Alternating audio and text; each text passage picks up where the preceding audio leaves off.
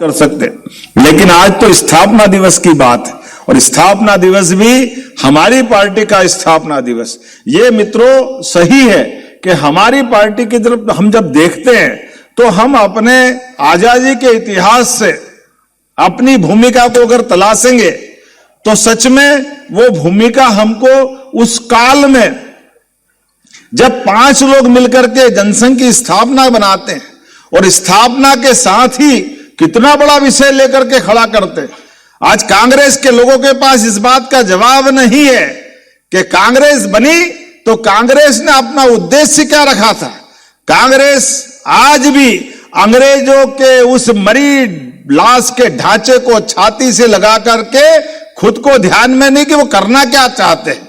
उनकी अपनी, अगर कांग्रेस के इतिहास की लंबी लाइन देखें तो कांग्रेस के ही राष्ट्रीय अध्यक्ष बनारस हिंदू विश्वविद्यालय के रूप में स्थापित करते हुए सनातन संस्कृति की जय जयकार करते हैं, लेकिन कांग्रेस के ही पहले प्रधानमंत्री भगवान राम के मंदिर सहित सोमनाथ के मामले में भी क्या दृष्टिकोण अपनाते हैं। यह कांग्रेस का दोहरा चरित्र सामने आता है और उसके सामने उज्जवल छवल, हमारा जो उज्जवल धवल छवि वाला जो नेतृत्व है, जो 1951-52 में जनसंघ की स्थापना के समय कहता कि हां देश की आजादी का स्वागत है, लेकिन 600 से ज्यादा रियासतें अगर देश में विलीन कर रहे हो तो कहीं किसी प्रकार की गलती मत करो।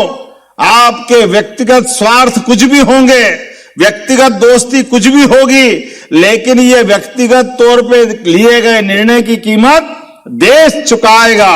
हमें गर्व है डॉक्टर मुखर्जी ने जो बताया था देश ने उसकी कीमत चुकाई और कांग्रेस को जवाब देना चाहिए। 40,000 से ज्यादा हत्याएं हुई है, अगर कश्मीर में खून की नदियां बही है केसर की क्यारी की धरती पर, तो ये पाप किसके सिर पे था? ये कांग्रेस के सिर पर था। और हमें गर्व है हमारे तत्कालीन पहले अध्यक्ष के भाव को यशस्वी प्रधानमंत्री ने पूरे देश को साथ लेकर उस कलंक को धोने का काम किया है। ये हमारी पार्टी का काम है। जो कहा वो किया, वो करके बताया।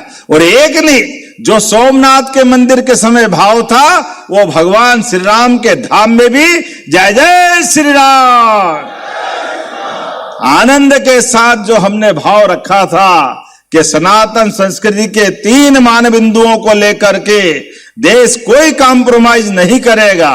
तो सोमनाथ से चालू हुई यात्रा हमारे उप प्रधानमंत्री लाल कृष्ण आडवाणी के नेतृत्व में, और जिस बात को लेकर के अयोध्या तक की यात्रा हुई थी, हमने सबने देखा जब हम अपने सारे लोगों के साथ बात करते हैं कि सबसे पहले राष्ट्रवाद, न कि ये तुष्टीकरण की नीति होना चाहिए। उसका परिणाम आता है कि तुष्टीकरण से अलग जाकर के क्या हिंदू क्या मुसलमान सबके साथ मिलकर पूरे देश के सामने सुप्रीम कोर्ट के निर्णय का पालन कराने के लिए भारतीय जनता पार्टी के नेतृत्व के साथ भारत सरकार के यशस्वी प्रधानमंत्री ने दुनिया को दिखा दिया कि भारत के हिंदू मुसलमान एक मामले में सब एक है। और सुप्रीम कोर्ट ने निर्णय किया और सरकार उस निर्णय को लागू करा सकती है। यह 56 इंच के सीने वाले की सरकार का परिणाम दिखाई देता है।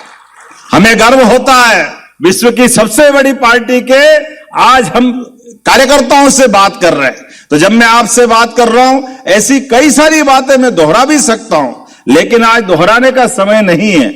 आज तो फिर काम करके दिखाने का है। 3 तलाक का कलंक मुस्लिम बहनों के जीवन से हटाने का भी अगर पुण्य काम किसी के हाथ में था, मुझे गर्व है यशस्वी प्रधानमंत्री के माध्यम से बड़ा निर्णय देश में लागू हुआ है, जिसके माध्यम से सुप्रीम कोर्ट के निर्णय का भी सम्मान हुआ। 40 साल पुराना फैसला था। राहुल गांधी जी के पिताजी राजीव गांधी जी ने सुप्रीम कोर्ट के निर्णय को बदल करके मुस्लिम बहनों का जीवन नर्क बनाने का काम किया था। लेकिन अभी हमारा कारवां रुका नहीं है और आगे बढ़ रहा है। आप सब देखो, जब हम अपनी पार्टी के सिद्धांत की तरफ देखते हैं, पंडित दीनदयाल उपाध्याय जी के उस भाव की तरफ देखते हैं कि अंतिम से अंतिम व्यक्ति के जीवन में जब तक सुख का सवेरा नहीं आएगा, हम शांति से बैठने वाले नहीं है। उसी का परिणाम है जब आज 85 करोड़ लोगों को दोनों समय का राशन उनके अपने घर में निःशुल्क मिले, दुनिया के कई सारे देश इकट्ठे हो जाए तो इतनी आबादी नहीं जितना हमारे यहां ये उदार भाव से हम अन्न की बात कर रहे हैं। और अन्न भी नहीं, मन कितना बड़ा है, हर एक घर का मकान पक्का हो, घर में गैस का चूल्हा हो, 5 लाख की दवाई हो और हमारा सबका समान भाव हो। इसी आधार पर सरकार की नीतियां काम कर रही है, विकास के प्रतिमान बन रहे हैं। आज के समय में जब मैं आपसे बात कर रहा हूं, अभी कुछ और फांस बाकी है और कांग्रेस की थोड़ी सांस बाकी है, क्योंकि ये सांस अटकी है उन सारे कारणों से जिसने देश ने कीमत चुकाई है। कॉमन सिविल कोड की तरफ भी देश बढ़ रहा है और प्रदेश बढ़ रहा है हमारे उस भाव की तरफ से।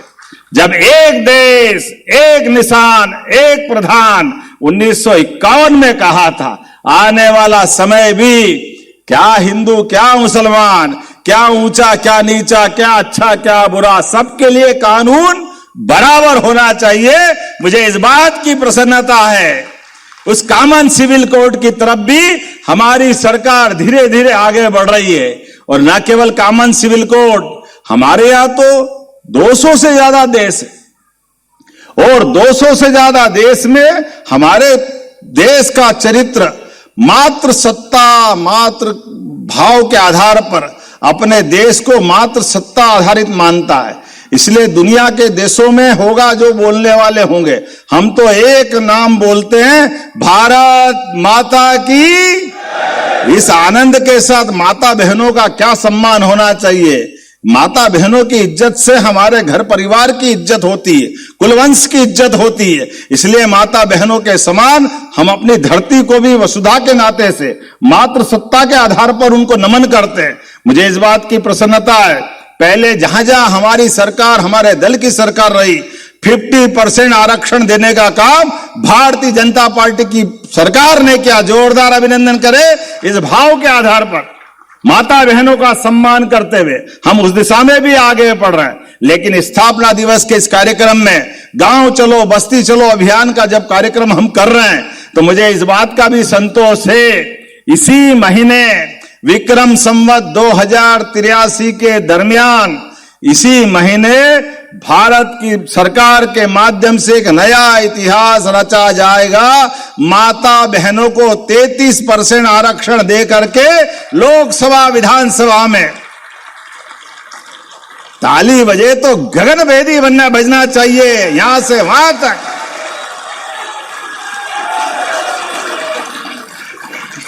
कितना बड़ा निर्णय है, इतने बड़े निर्णय के लिए तो खड़े होकर के एक बार जोरदार अपने स्थान पे ताली बजा के स्वागत करो। एहसास होना चाहिए, हाँ, हम अपने इस सनातन संस्कृति को मानने वाले लोग हैं, अपने अपने स्थान पे विराजे हैं। और अब लगातार जब तक कि लोकसभा के अंदर माता बहनों को उनका हक नहीं मिल जाए, रोज अपने स्थान पर फेसबुक सोशल मीडिया का पूरा उपयोग करें, जहां जरूरत पड़े वहां दहाड़ करके अपने अंदर के भाव को बाहर लाएं कि हाँ, भारतीय जनता पार्टी जो कहती है वो करके दिखाती है, ये हमारी पार्टी की ताकत है। एक एक करके वो सारे विषय जिन विषयों के बलबूते पर भारत का मान बढ़ेगा, सम्मान बढ़ेगा, सनातन संस्कृति का सूर्य दुनिया के सामने अपने पूर्ण यौवन के साथ प्रकट होगा। आज इस बात की आवश्यकता है। इसलिए एक एक करके यशस्वी प्रधानमंत्री के नेतृत्व में हम भारतीय जनता पार्टी के लोग सरकार तो बनाते हैं, लेकिन सरकार के सुख में नींद निकालने वाले नहीं हैं। सरकार के माध्यम से देश हजारों हजार साल तक सुशासन के पथ पे चले, इसलिए विक्रमादित्य के मार्ग को अपनाने वाले लोग हैं। इसलिए हम अपने भारतीय जनता पार्टी के चुनाव चिन्ह के तले जब कमल के फूल को अपनाते हैं तो फैले हुए कीचड़ में कमल खिलाने की कल्पना केवल वैसे ही नहीं करते। हमारे लिए सौभाग्य की बात है, आज जबलपुर की धरती पर कार्यकर्ता सम्मेलन के माध्यम से यहां की हुंकार पूरे प्रदेश में गूंजेगी। हमारे अपने राज्य के अंदर लिए गए एक एक फैसले से हमारे राज्य के लोगों का भी मान बढ़ेगा, सम्मान बढ़ेगा। हमारी सरकार के माध्यम से भी बहुत सारे काम हम कर रहे हैं। अब आप बताओ, थोड़ी जवाबदारी आपकी भी बढ़ेगी।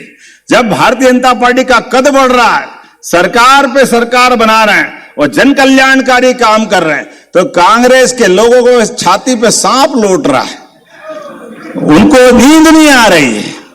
उनके सारे बीते जितने काले कारनामे वो आपको उनको सबको याद दिलाने की जरूरत है, इनको कांच बताने की जरूरत है। आज किसी बेशर्मी से बोलते हैं, अरे गेहूं की तुलाई नहीं कर रहे हो। अरे भाई, तुमको तो बोलने का अधिकार नहीं।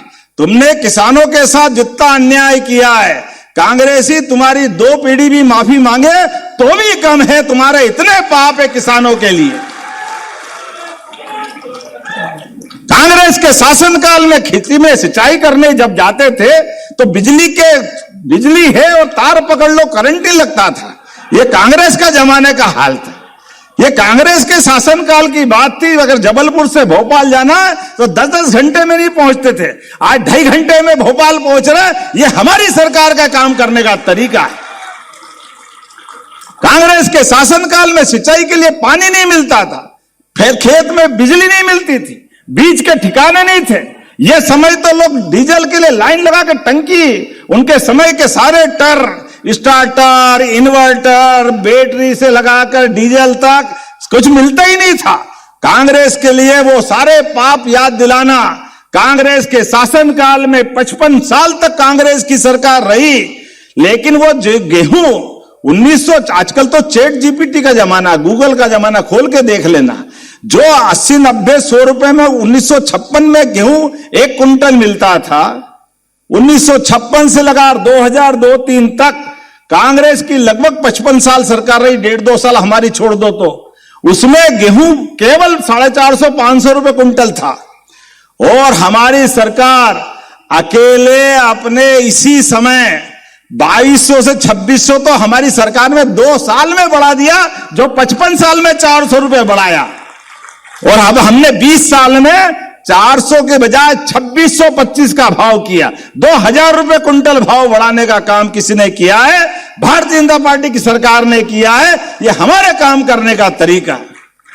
दलहन में अव्वल, तिलहन में अव्वल, सभी प्रकार के अनाज में अव्वल, सब प्रकार की फल, सब्जी, साग, सब प्रकार के अनुकूलता में हर क्षेत्र में आगे बढ़ रहे हैं। स्कूल के अंदर ड्रॉप आउट 0, स्कूल का सकल पंजीयक अपने देश का सबसे आगे। आज तो बेरोजगारी की दर भी देश में जितनी है उससे आधी मध्य प्रदेश में बची है। यह हमारी सरकार के काम करने का तरीका है। सब क्षेत्रों में आगे बढ़ा रहे हैं, कोई क्षेत्र नहीं छोड़ रहे। आज अपने बीच विकास के मामले में जब हम आगे बढ़ रहे हैं तो कांग्रेस के लोग नींद में, सपने में भी डर रहे हैं कि ऐसा नहीं करे हमारा क्या होगा। अरे होगा वही जो तुम्हारे हाल तुमको कराने वाले हैं, तुमको कोई बचाने वाला नहीं। तुमने जो किया है उसकी कीमत तुमको चुकाना पड़ेगी।